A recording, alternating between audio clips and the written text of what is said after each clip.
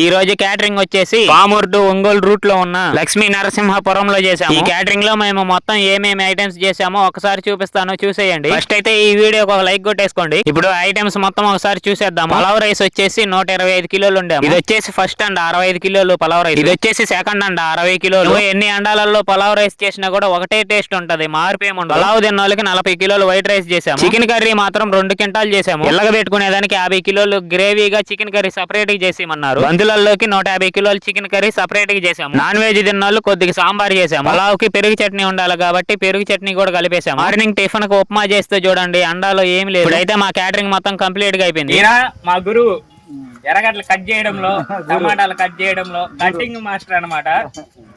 నాకు కటింగ్ నేర్పించింది, వంట నేర్పించింది. ఈయనకి వంట నేర్పించింది ఇదిగో మెయిన్ మాస్టర్, వంట మాస్టర్. అల్లాడేస్తాడు. ఒక క్యాటరింగ్ ఇచ్చి చూడండి, దుమ్ము రేపతాం, తలుసుకుంటారు మమ్మల్ని. నేను మా ఫ్రెండ్ నిన్న వీడికి పెళ్లి చూపులు, ఈ రోజు వంటకు వచ్చి పాపం కష్టపడతాడు. మీకు కూడా మా క్యాటరింగ్ కావాలంటే స్క్రీన్ మీద మా నెంబర్ ఇచ్చాను, ఒక కాల్ చేసేయండి.